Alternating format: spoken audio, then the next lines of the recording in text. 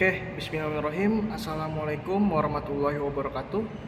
Perkenalkan, nama saya Aliuddin Ilham, NIM saya 18720500035. Saya dari program studi pendidikan ekonomi Fakultas Ilmu Pendidikan Universitas Pancasakti Bekasi. Oke teman-teman, adanya saya di sini, saya ingin memenuhi tugas ujian tengah semester saya dengan mata kuliah Ekonomi Pendidikan dengan dosen pengampu yang terhormat Bapak Uza Sukmana MPD, yang dimana saya ingin mempresentasikan atau memenuhi tugas tentang tema positif dan negatif otonomi daerah bagi kemudahan akses mendapatkan pendidikan. Oke, jadi di sini pembahasannya yang pertama pengertian otonomi daerah untuk pendidikan, yang kedua untuk tujuan otonomi daerah, yang ketiga positif serta negatif otonomi daerah dan realisasinya, yang keempat kesimpulan. Oke, disimak ya teman-teman. Oke, sebelum saya melanjutkan tentang presentasi saya dan apa yang saya bahas, jangan lupa untuk follow, subscribe, like, dan komen YouTube saya agar saya untuk channel saya dapat berkembang. Oke, selanjutnya saya akan menjelaskan tentang pengertian otonomi daerah untuk pendidikan.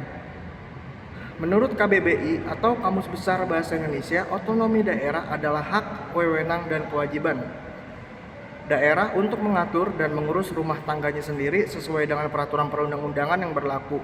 Dalam Undang-Undang Nomor 23 Tahun 2014, Pasal 1 Ayat 6, pengertian otonomi daerah adalah hak, wewenang, dan kewajiban daerah otonom untuk mengatur dan mengurus sendiri urusan pemerintahan dan kepentingan masyarakat setempat dalam sistem negara kesatuan Republik Indonesia. Otonomi pendidikan dimaksudkan sebagai pemberian sebagai wewenang dalam pengelolaan pendidikan kepada daerah tanpa mengabaikan wewenang pusat dan standarisasi nasional. Yang kedua yaitu tujuan otonomi daerah. Secara filosofis, tujuan dilaksanakannya otonomi daerah melalui pendelegasian sebagai kewenangan urusan pemerintahan yang bersifat konkuren sejatinya untuk menjadikan daerah mencapai kemandirian fiskal. Hal itu dilakukan dengan menggali berbagai potensi sumber daya yang meningkatkan pendapatan asli daerah atau PAD. Yang ketiga, positif dan negatif otonomi daerah.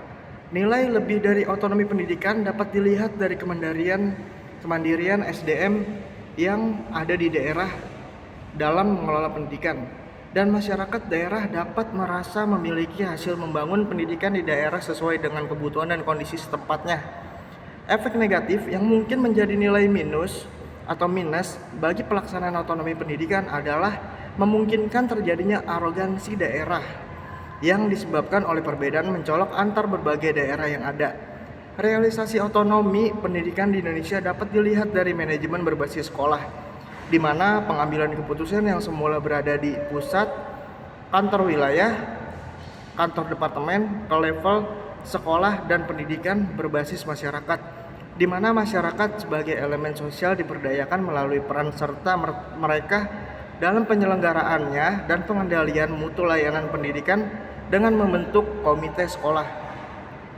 Kesimpulannya adalah otonomi pendidikan yang dicanangkan pemerintah baik dalam wujud manajemen berbasis sekolah maupun dalam wujud pembentukan dewan dan komite sekolah pada dasarnya memiliki tujuan yang positif. Akan tetapi terjadinya penyimpangan-penyimpangan dalam realisasinya merupakan suatu yang harus diwaspadai, sehingga realisasi partisipasi masyarakat dalam membangun negeri lewat lembaga pendidikan juga perlu disupervisi dan dievaluasi untuk menemukan sisi-sisi lebih dan kurangnya. Oke teman-teman, mungkin itu saja yang dapat saya presentasikan untuk materi kali ini dengan singkat, padat, dan jelas. Semoga teman-teman mengerti apa yang sudah saya sampaikan, dan bila ada kesalahan atau kekurangan mohon dimaafkan. Wabillahi taufiq wa hidayah. Wassalamualaikum warahmatullahi wabarakatuh.